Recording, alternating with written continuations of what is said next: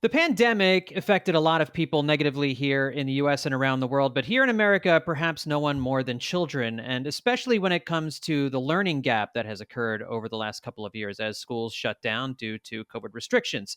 So, joining me to talk a little bit about what that has done and what we might be able to do to correct the issue is Nat Malkus. He's a senior fellow at the American Enterprise Institute, and he's the deputy director of its education policy studies. Nat, thank you for joining me. How are you? I'm great, John. I'm happy to be here.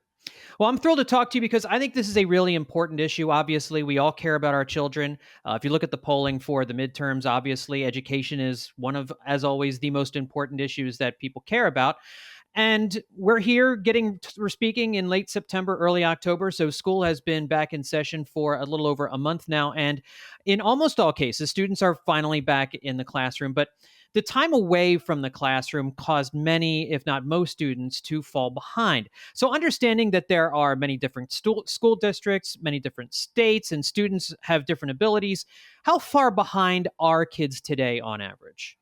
John, that's a tough question, largely because kids keep learning, right? It's a moving target. Yeah. So, most of the data on where they are now is still in some testing booklet that hasn't come out yet. But from what we know over the past 2 years, there was a really big drop in the first year of the pandemic. That's when we had the long-term closures over much of the country.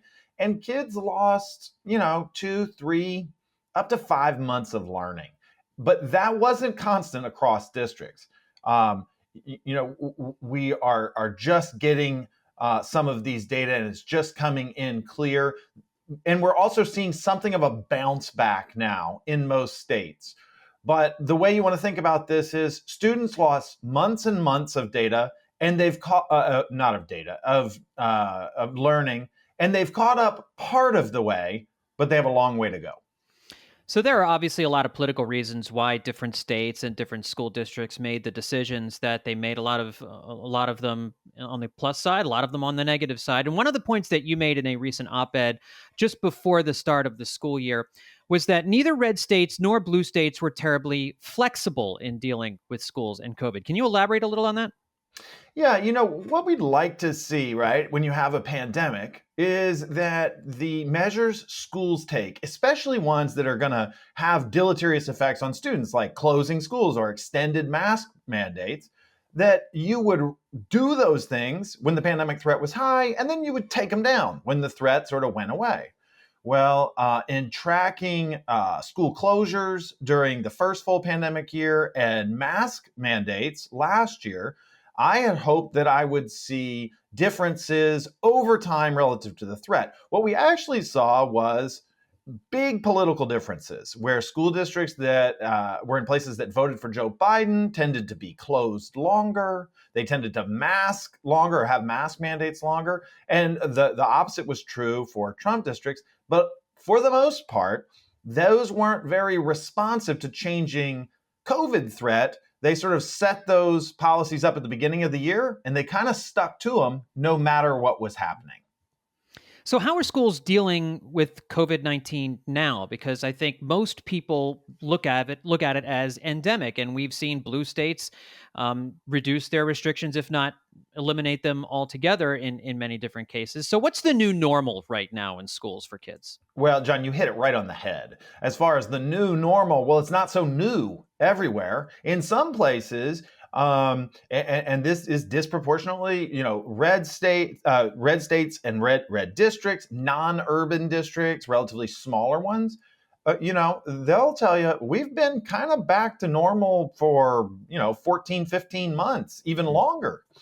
In a lot of the more sort of what I would call COVID cautious communities, they had still a pretty disrupted school year last year. And so they're just now kind of catching up with big swaths of the country that have sort of gone back to treating COVID like it's endemic. Now, there's certainly less mask mandates now. There's just a handful of districts where those are in place across the country.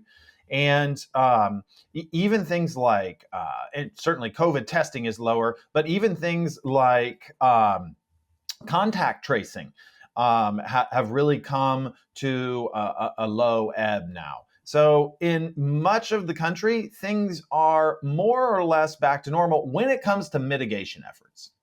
So, Nat, are school districts realizing that students have fallen behind?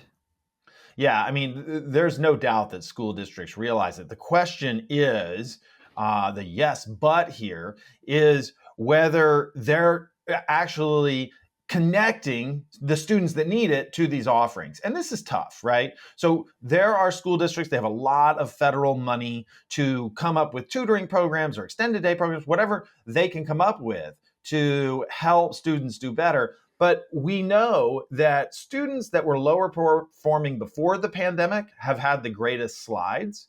And so I think that what we really should be asking is whether school districts and school buildings and teachers are having the tough conversations with the parents who need to realize that their kids do need to catch up. They are not all right.